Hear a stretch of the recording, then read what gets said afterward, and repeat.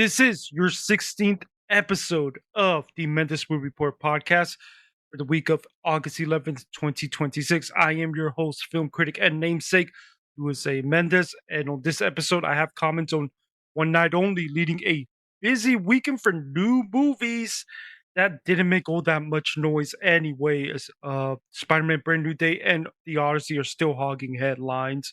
The Paramount and Warner Brothers merger has some new legal troubles to deal with. So I'm going to be talking about that. NYFF announced their main slate, as well as announcing the world premiere of Godzilla Minus Zero, which has been met by what I think has been very unappreciated comments and conspiracy theories by the Godzilla fan base that I did kind of want to rant against and sort of lecture them on. And also Netflix with some big news regarding expanding the theatrical window for La Bola Negra and more on this episode. So let's get straight to it. Not much to cover because it was generally a pretty quiet week for new movies. This past weekend was a super busy one in terms of the number of major new film releases. You could thank the 3 weeks of studios trying to stay out of the way of the Odyssey and Spider-Man Brand New Days. Behemoth box offices, and both of those movies are still going. The Odyssey broke through with $1 billion. It seems like it's on its way to a finale of about 1.5 billion. Spider-Man Brand New Day, another behemoth box office weekend. That looks like it's on its way to around 2.5 to 2.7 billions when its box office run is all said and done. But even with so many new releases, it was an incredibly quiet weekend. Aside from, again, what I just mentioned, the continuing big grosses and headlines for those event films that these movies were trying to avoid in the first place. But the bizarre rom-com that was built around the concept of a world where single people can only have sex once per year, one night only, that was the big movie leading the box office this past week in terms of for new films. It received mixed and negative reviews from critics and mixed of positive scores from audiences, but it floundered at the box office with just under 6 million domestic. I believe its budget was 20 million, so it's gonna. Best case scenario, I don't know if it's gonna recoup its production cost before we even get into any marketing that was spent on it. Look, among critics, the film has a 45% on Rotten Tomatoes and a 43 on Metacritic. Among audiences, just 74% of the popcorn meter, 2.9 on Letterboxd, very mediocre 6.4 on IMDb, and it did get a B plus on Cinema Score. And I am not going to go word for word anymore with my major film reviews on this podcast, but I hated this movie, and you could go to the Substack right now and read my D plus review. And quite frankly, I don't think my review that I wrote really fully gives you a grasp of all of my issues with this film and why I hate it. Because again, the movie generally, most critics have not given this movie a good review. I'm beyond even what most critics are saying, because most critics are giving this about a score of like 4 to 5 out of 10. I think this is a D plus film. That's the review that I gave it. And you can read my review again if you go to the Substack, MendezMovieReport.com.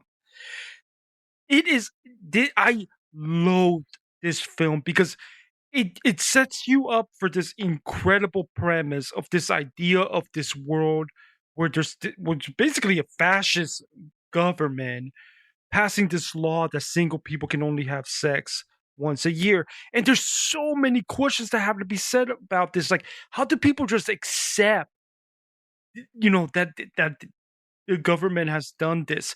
How does this not lead to more assaults? How does this not lead to people trying to have underground ways to get away with more sex and all this stuff? There's too much that this concept sets up so that even if you try to just go with the romance at the core of the film, and I do think that the one thing that's keeping me from hating this to the point where I'm giving it an F or D minus is that I do think there's decent chemistry between Caleb Turner and Monica Barbaro, even though they want me to buy that these two are having issues finding someone to get laid with. Because yeah, Mr. Dua Lipa and one of the most beautiful women in Hollywood. Yeah, sure, I buy that. Um, but aside from their what I thought was pretty good, decent chemistry from them, it's just the concept is just too ridiculous. They have too many unanswered questions, and then the movie makes a decision towards at the end that basically, I mean, spoiler alert: there's no sex in the Sex Purge movie, and that is to me ridiculous. I think it leads to a regressive choice that comes off like it's pro subjugation to fascism, and I'm sure the writer and director and such were not thinking that deep about it, but it's just something that stands out to me too much and why I hated this movie so much. And again, you could get more full thoughts from me reading my review, which quite frankly, if it wasn't for Home Life, I wish I could have gone even deeper in my review about all of the ways that this movie fails for me. But this is easily, I think this is a movie that quite frankly should be mocked and laughed at by people. I'm sorry to say, I really, really hated this. Meanwhile, Searchlight Pictures decided to release Super Troopers 3, a follow up to the sequel of the 2001 cult comedy classic. Um, and I said it last week, and that I didn't understand why release this. Like, the Super Troopers 2 was not particularly well received by audiences and critics. It was the sequel to, obviously, to the big sort of cult hit that was 2001 Super Troopers, and yet they decided, okay, we're gonna get a third movie out there. It reminds me so much I forgot if it was Searchlight Pictures or 20th Century Studios, because I think it was Disney aligned that they decided to get out a third My Big Fat Greek Wedding movie, which that was the same situation. That the sequel to that movie is not well received. It actually has really crappy audience scores, and um, it was a sequel to a much better movie. The first, My Big Fat Greek Wedding, is easily, in my opinion, one of the best films of 2002. Also, a movie that probably would have got it in for Best Picture if there were 10 nominees instead of 5. It got that SAG Ensemble that year, but they came out with that third movie, and that third movie just got bad reviews. It was one interesting case where audiences actually liked that movie more than the second film, but it kind of came and went. They didn't make any noise at the box office. It was really a bizarre decision by them that didn't hold up. And I feel like this has happened all over again with Super Troopers 3. It did seemingly flounder at the box office. The franchise is just, I think, a little bit too niche to be releasing it like this. It probably would have been better to be a straight to Hulu thing, to be quite frank. The film got mixed and negative reactions among critics, mixed and positive reactions among audiences. Among critics, it got a mixed 49% on Rotten Tomatoes and a pathetic 37 on Metacritic. Among audiences, 70% of the popcorn meter, 2.7 on Letterbox, 6.2 on IMDb, and a B minus cinema score. I actually did catch this movie earlier today as a day of recording. And I just found it to be mediocre. Now, I will say that I've never been a massive Super Troopers guy. The first movie I think is okay, and the second and now the third I just find it become very mediocre and forgettable. I it there is a little bit of fun to be had with watching these cops doing stupid crap, but it's not quite as good as, say, like what you get in Reno 911, for anybody who's seen that Comedy Central show. And I think there was a movie that I need to catch up on because I don't think I ever saw the movie. But um I just the humor for in these Super Trooper movies don't really like do much for me. Now, again, I thought the first one was okay as a stupid, dumb comedy, but these sequels have been. I think there was someone that mentioned that it almost feels like you're watching sitcoms that they're trying to turn into movies, and even though there's supposed to be this overarching story in part two and part three, and it just that's just the way I feel now. I can see why from some other people they might be okay with this. It really depends. I know that there are probably a couple people out there who are big Super Trooper fans. Maybe it's one of their favorite comedies ever. But I don't know if these like sequels are really gonna have the staying power that the first movie did. Meanwhile, A24 started their weeks-long slow rollout of the Anthony Bourdain biopic Tony. It was a pretty good hit at the specialty box office. The film has been met with good critical reviews and audience scores among critics. It has a 95% on Rotten Tomatoes and a 75 on Metacritic. Among audiences, 3.8 on Letterboxd, 7.7 on IMDb.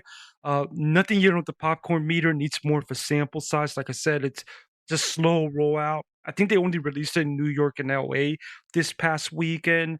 I have yet to watch this one. Again, A24 and quite frankly, too many studios don't bother to screen for us Tampa critics. They always just go to Orlando. And it won't be reaching my area for a few more weeks, unfortunately.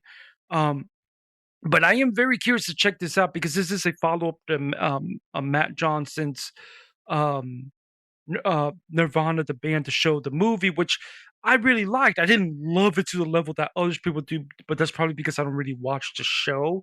But I thought it was a really funny movie for the most part. And before that was Blackberry, which was a really solid and great biopic that did that almost but didn't quite make it into my personal best of list that year.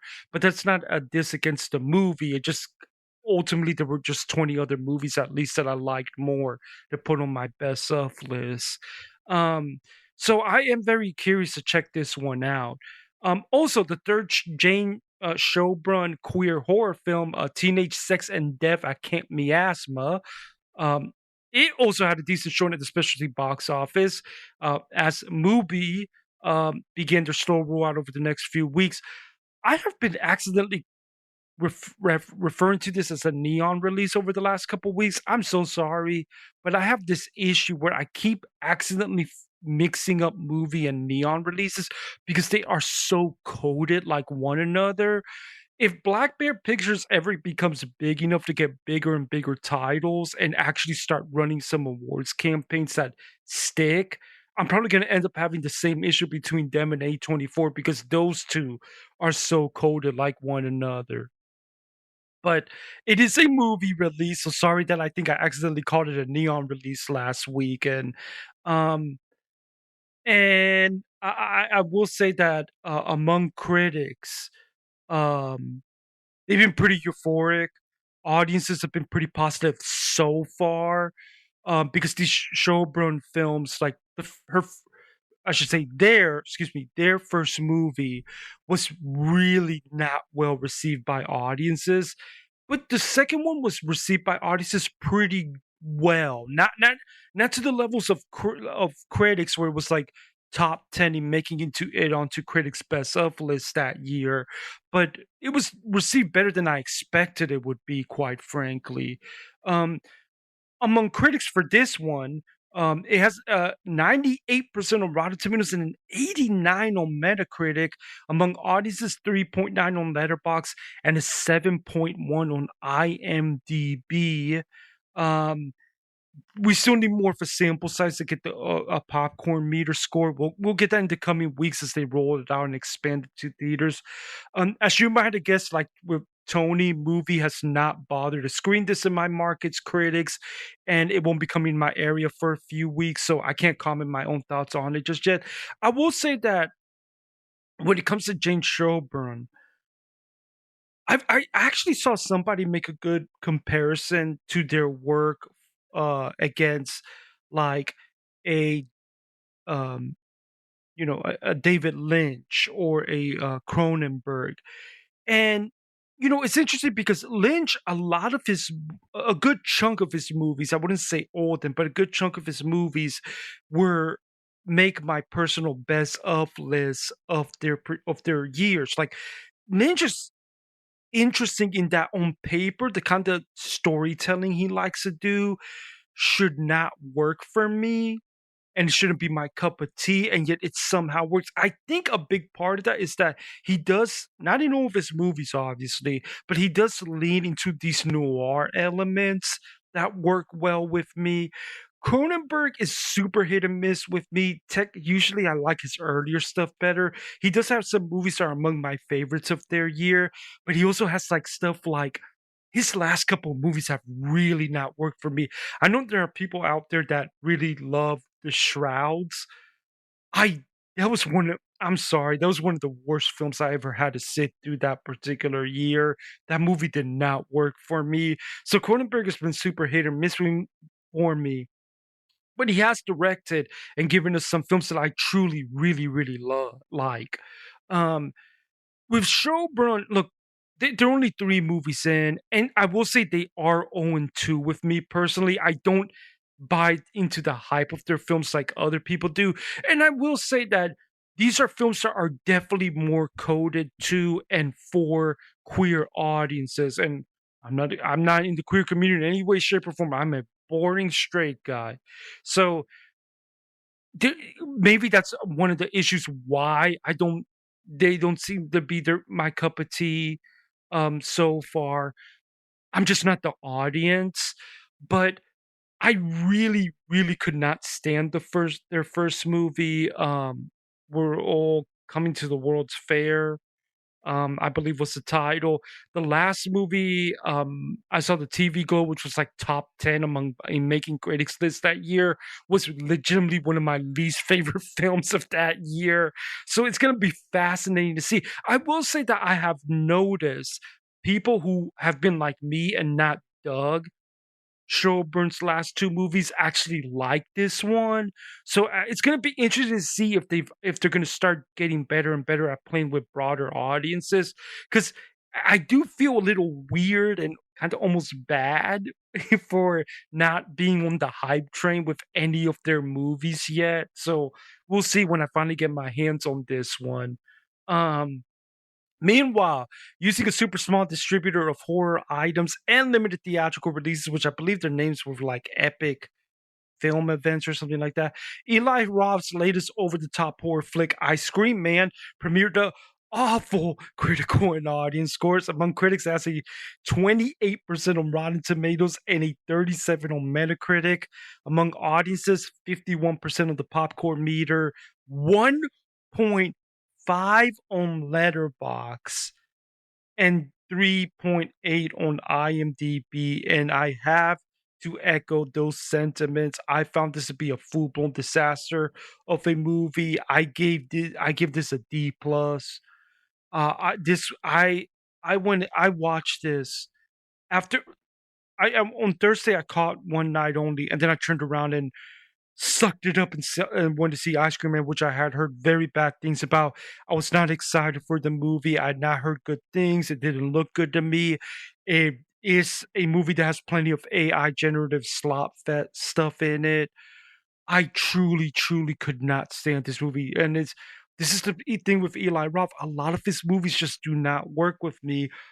I mean, he's had some things that have popped up for me. Like I liked Thanksgiving, the first Hostel's okay enough, but, like, this dude it just never works for me, and now apparently he's out there taking shots at these YouTube creators, and look, I was not a fan of Session, I was not a fan of Backrooms, I was not a fan of Iron Lung, but all those movies are the Bride of Frankenstein compared to Ice Cream Man.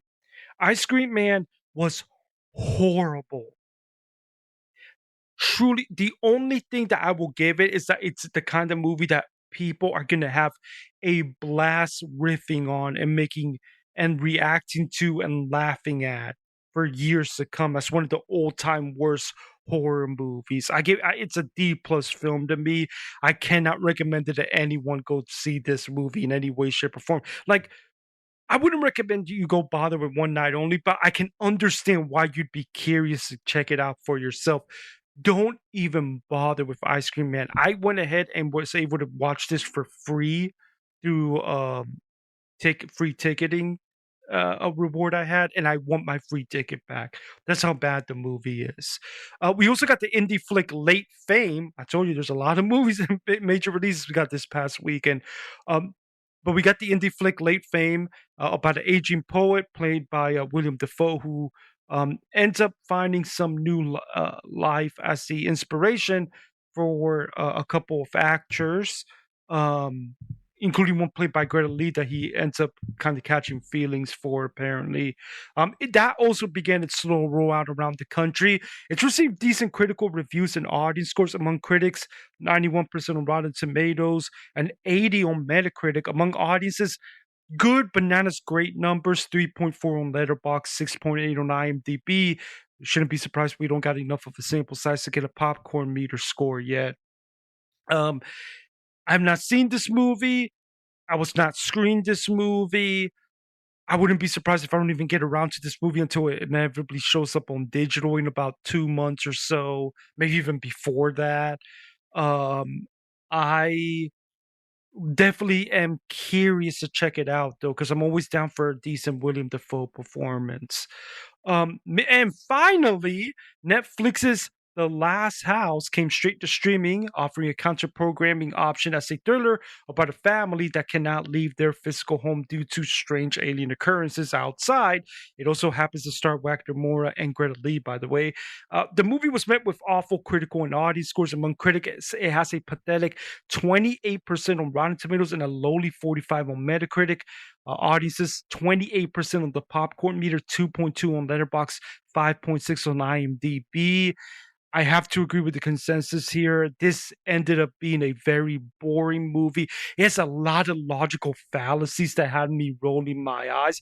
I will give the movie credit that it has a kind of interesting big set piece that I gotta imagine they had to put a lot of work to.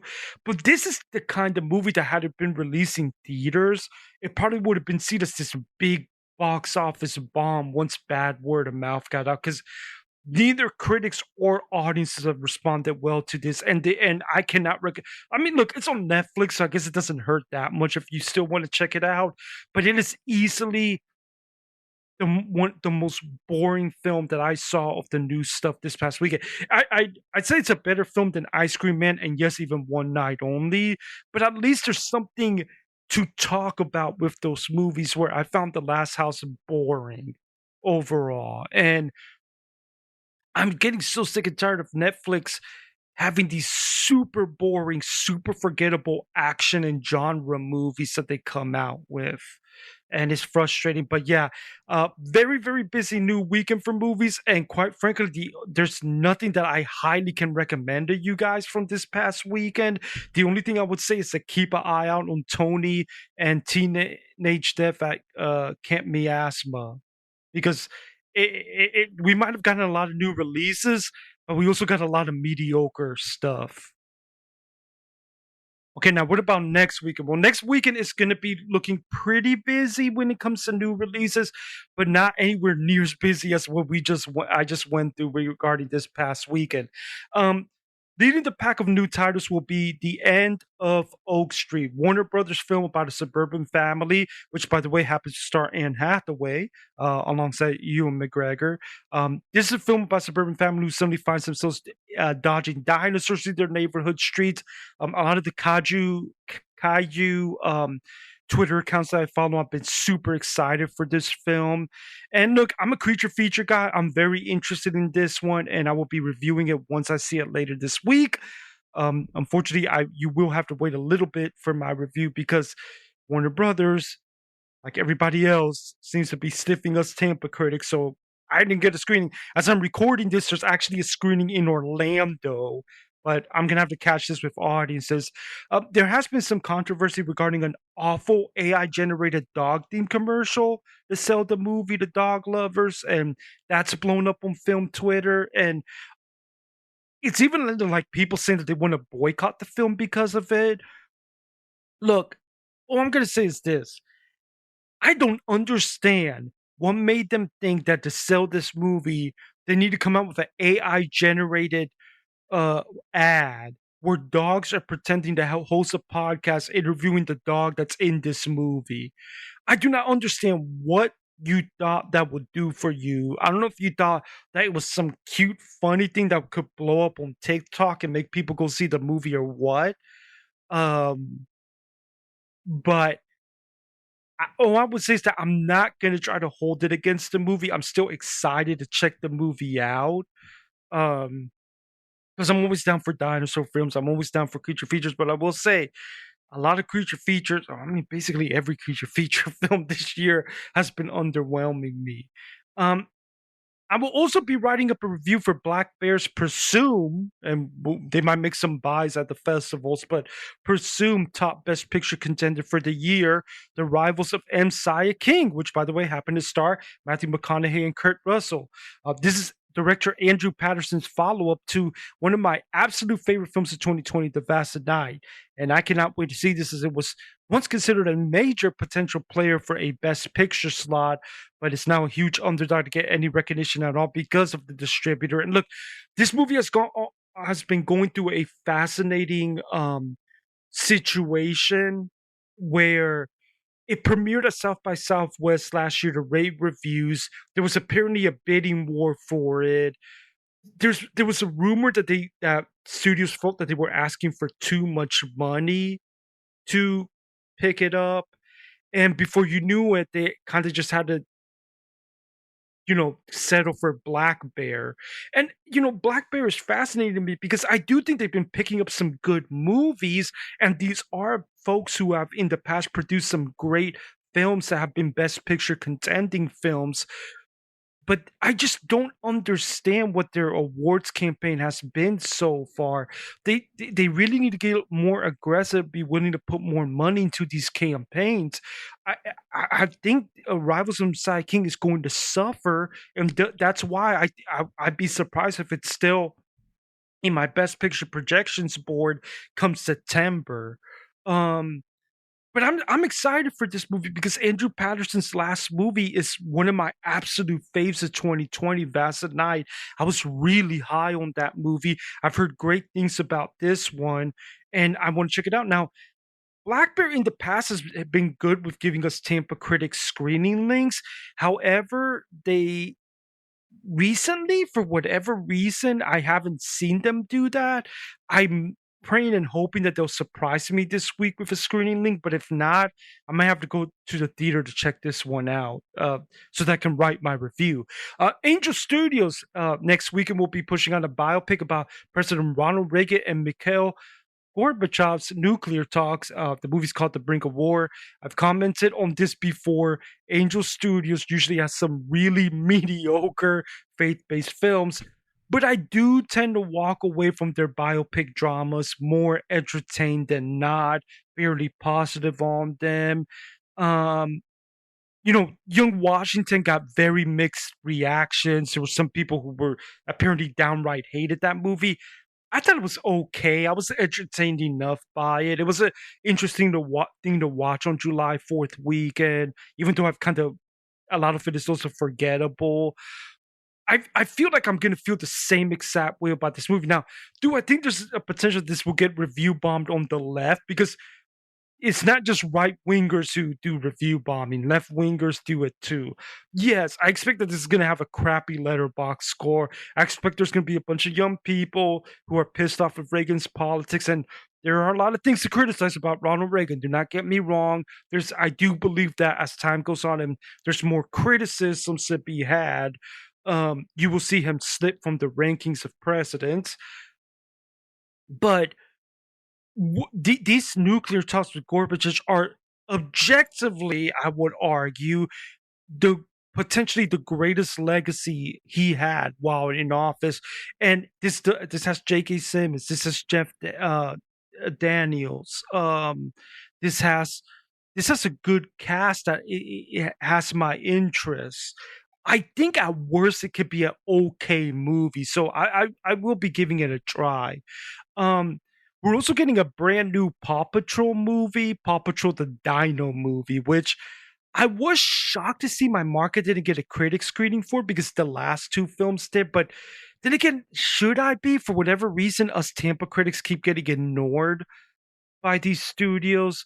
I will try to go ahead and give this one a look, given I already watched the previous two. But I'd be surprised if it's better than either of them. But hey, it has dinosaurs in it, so maybe this one will stand out to me more.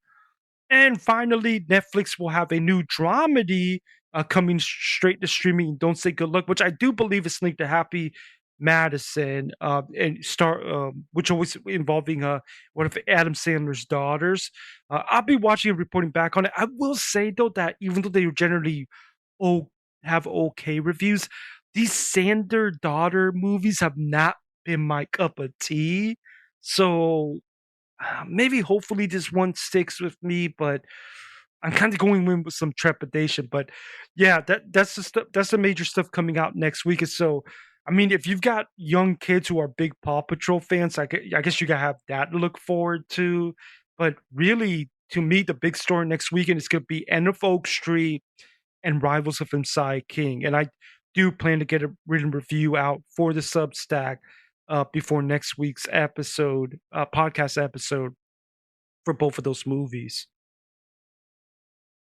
The Paramount and Warner Brothers merger continue to have wins and a major loss. Uh, First, the wins. Europe at large and the UK have okayed the continuation of the merger after Paramount apparently made some concessions on keeping editorial independence on the news front. I don't know how the hell they can believe them on that, considering the way that they have allowed Barry Weiss to completely destroy CBS's news ratings and reputation. David Ellison is also apparently willing to sign an absurd promise, like getting it on a contract with legal ramifications, where he is promising major theater chains like AMC, Regal, and Cinemark 30 movies a year. That is an insane thing to sign your name to. It is financially damn near impossible how on earth they claim that they can get 30 movies a year. And this merger is already setting Paramount up to be massively in the hole in debt. Like, and they want to do this ridiculous claim that for at least 3 years, I believe is what the contract says. At least 3 years going forward, they want to get 30 movies done a year. That is not possible. Somebody looked up to see when was the last time that a studio had 30 movies come out within a year, and I think they had to go back like 50 plus years. It's ridiculous. Like back in the day when movies got done, produced quicker. Um, I mean, there's a possibility that even if this merger goes through, that they end up getting bankrupt anyway, because I do not understand what in God's green earth makes them think that they can pull that off. And especially now that they're putting their name to paper on contract. Meanwhile, the state attorney's general lawsuit that partnered with the WGA, and by the way, has support from SAG, is now going to be tried in March of next year, which means Paramount will have to pay Warner Brothers money because of the delay in the merger. Now, to complicate things, even if Paramount wins next March, you probably will see an appeal by the state attorneys generals and the WGA, so that only prolong this even further for Paramount, even in case that they win. And of course, even if they lose, they probably will try to appeal that. And again, Ellison will have to pay the Warner Brothers shareholders up to $1 billion+ We know that for sure because at the very least, the trial happens in March. The longer that this goes past the September 30th date that they were trying to get the merger done by, it is now, as I record this, August 10th. There ain't no damn way that they're going to get. Obviously, we know now for sure they won't get the merger done by September 30th. So the more this is prolonged, the more that this can bleed them. Now, here's the kicker. That only happens if the merger doesn't go through. If the merger does go through, then he doesn't have to pay them. Here's the problem with that.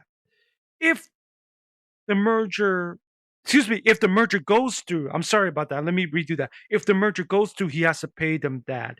However, the problem is that even if the merger doesn't go through, and I mentioned this a couple weeks ago, even if the merger doesn't go through, he would still owe $7 billion in termination fees to Warner Brothers. And by the way, Warner Brothers would have a choice to back out of the deal if they want to. I believe the longer that it goes, they have more of a right to back out of the deal. So this is the first time that I'm feeling a little less cynical that this merger might actually not happen, because this has become a major legal headache for Paramount, and it's going to be fascinating to see if David Ellison can hang on while making these ridiculous promises of 30 movies a year and paying, you know, out the wazoo to keep this merger still going, and seeing how long this legal case drags on and on and on. And can WB suddenly decide that they don't want to do this merger anymore? It's going to be very interesting to see, but at least now we've got a set date, or at least time frame. March will be when we can follow the headlines on this trial, just in time, by the way, for Oscar season. So that'll be very interesting to keep an eye on.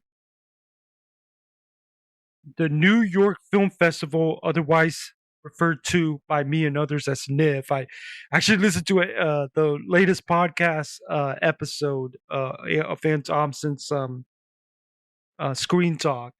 And apparently, she is not a fan of those of us who refer to this as NYFF. She says NYFF, but I'm a young guy, so I'm just going to use that as an excuse to keep referring to it as NIF. But NIF made the shocking announcement that Godzilla Minus Zero will be having its world premiere at their festival as part of the Spotlight Gala section.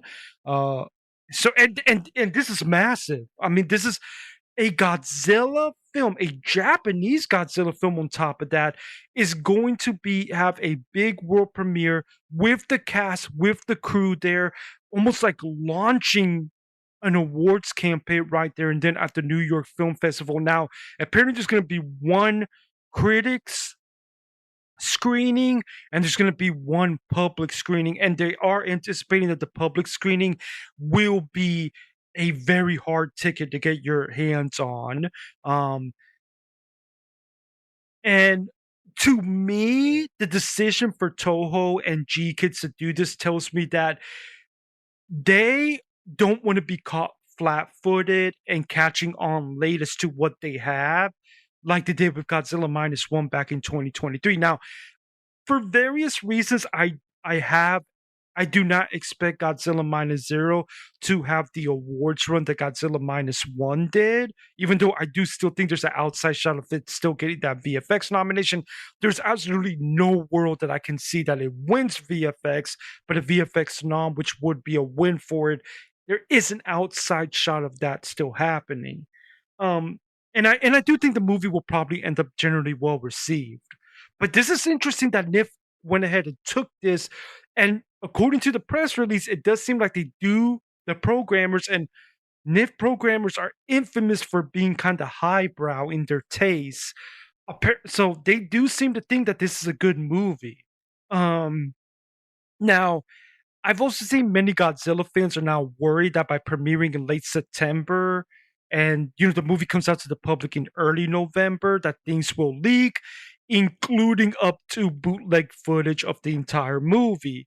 Uh, and let me just say, first of all, I think Godzilla fans are really I should say some Godzilla fans are kind of showing their ass on this one and not fully appreciating what we are getting to witness as members of this fan base.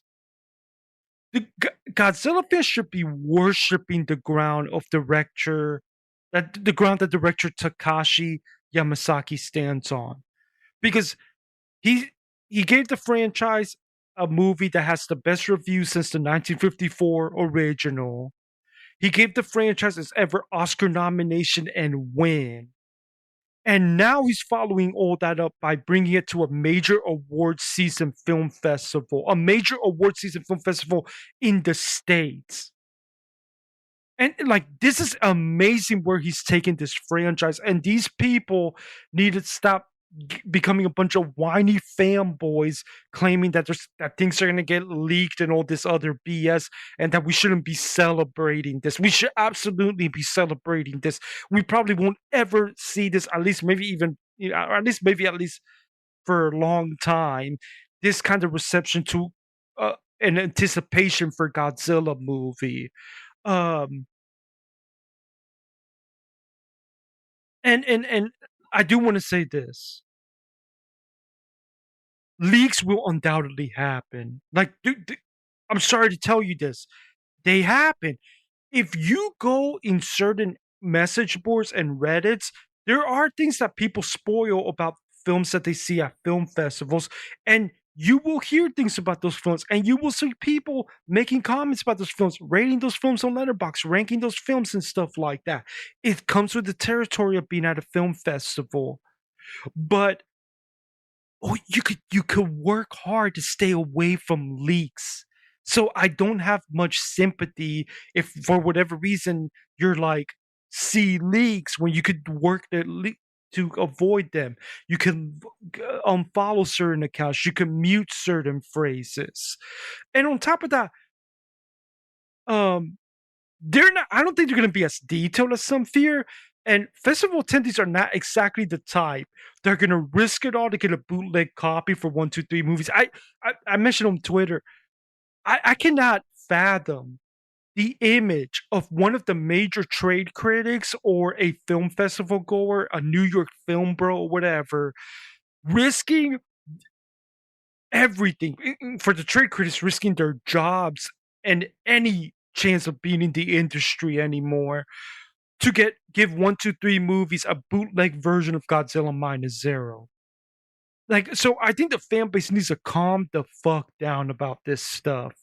Okay, you should be celebrating the fact that this is coming to the festival, to this festival. So cool it, chill, everyone. Okay, this is good for the movie, and I'm hopeful that the movie's gonna be have a good reception, and it remains my most anticipated movie of the year. So I think Godzilla fans need to stop with the dooming and enjoy what we are getting to be a part of with these two movies that Yamasaki has given to us. uh, NIF also announced their main slate, which is an important thing to keep an eye on because over the last couple years, at least two of the main slate films have gotten into the Oscar lineup for Best Picture, and a lot of people were kind of just counting on Fjord and La Bola Negra being those two movies, but neither of those films made it onto the main slate, which was one of the two big shockers. Though La Bola Negra not getting in is not too surprising because from what I've heard, that's more of a crowd pleaser than a highbrow film, and that's, like I just mentioned about the programmers at NIF and what their tastes are. Also, Netflix usually ends up getting involved in the spotlight section of NIF, not the main slate. The Fjord one, especially since it's the Cannes winner, is a big red flag to me. And look, I do expect that both of these movies will show up on Spotlight, which, as I'm recording this, they will reveal that to the Spotlight section tomorrow. Fjord not getting into me makes me keep thinking about All of a Sudden and the passion that is around that movie, and in comparison for your, like, I know people who went to Cannes and all of a sudden it's still their favorite movie of the year.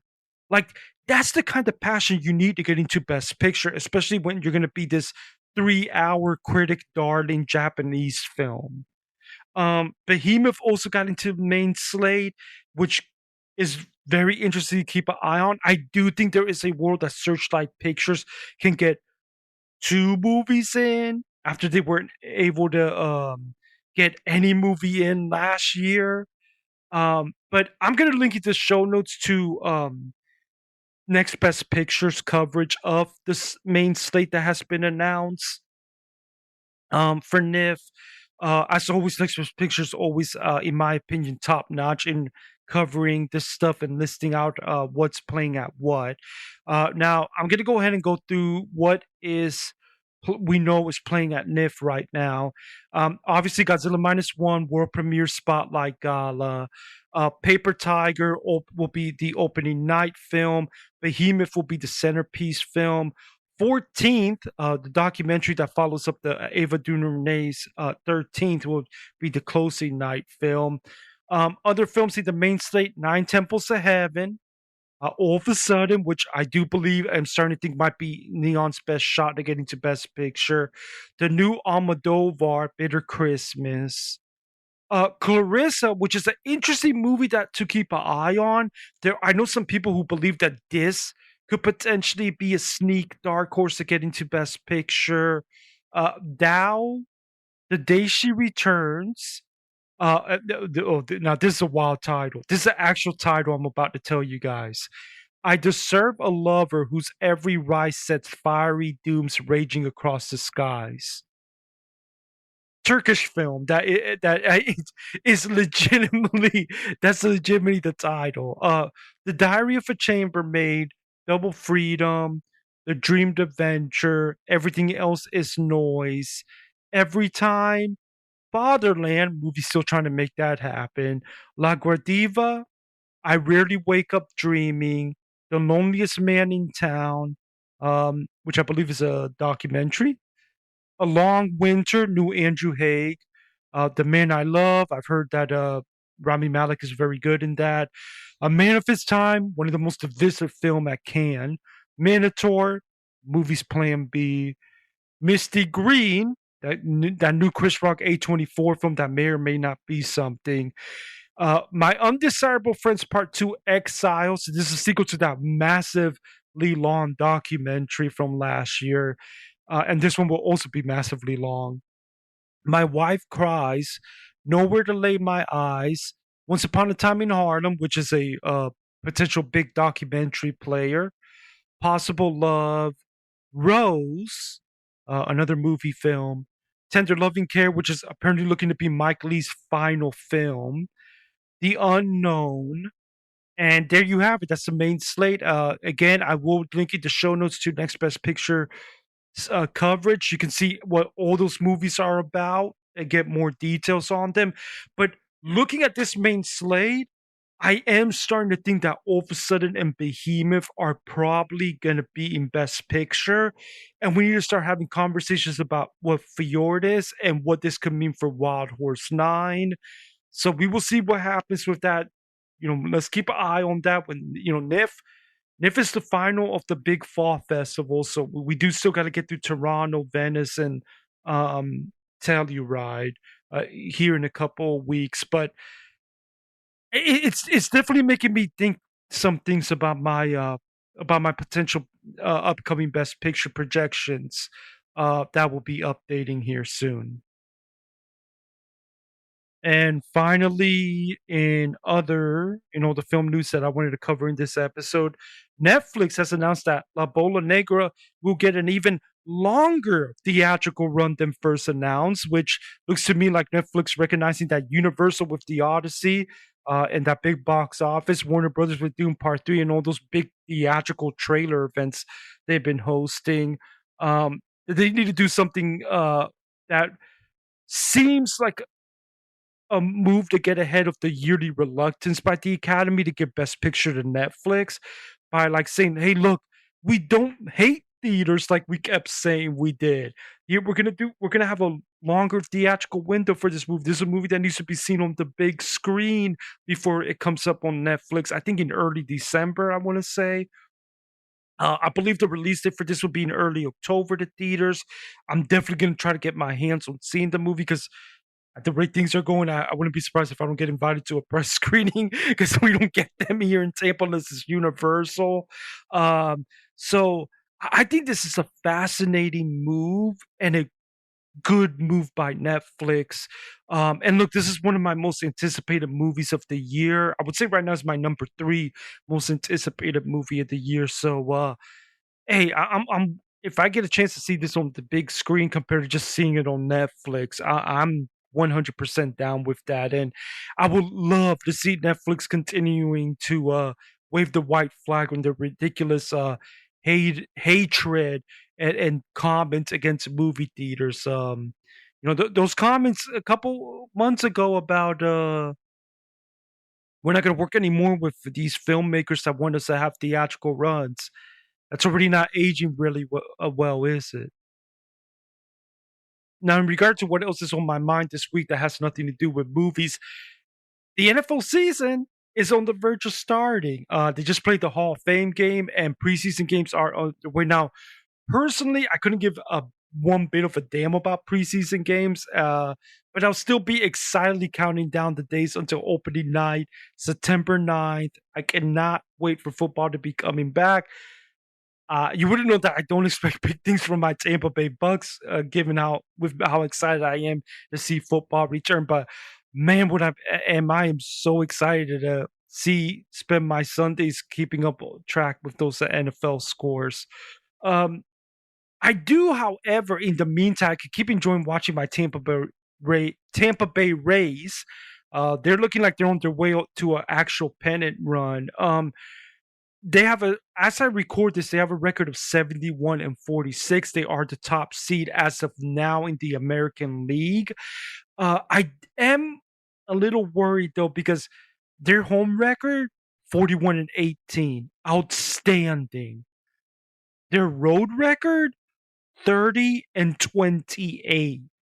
That is a massive red flag for the playoffs, and it kind of keeps my excitement from hitting above a certain ceiling. So I, I, I just keep wondering how we're going to screw up this playoff run, like we seem to always screw up playoff runs. But until then, go Rays. That's how I'm going to end things over here. All I'm going to say is football's coming back, and my Rays are actually playing well. So go Rays. And I think that's a good place there to just go ahead and end this 16th episode of the Mendez Movie Report podcast. Uh, thank you so much for anybody who stuck to the end listening to my thoughts on the last week in film news and new releases. Once again, if you're interested in my work, mendezmoviereport.com, all my written reviews, all my Oscar projections, weekly digest that kind of basically go through everything that I've gone through in this podcast. You can go find it all over there. All social media that you can think of, you can find me at Mendez Movie RPT. And if you ever want to email me for whatever reason, you can email me at authorlmendez@gmail.com. Until then, uh, I just want to say God bless. Appreciate the ones in your life. I just recently had a colleague from Ordinary Times just recently had their wife pass away. So everyone out there, appreciate the family that you do have, the people you have in your life. But go ahead and do me a big favor. Go and watch a great movie for me.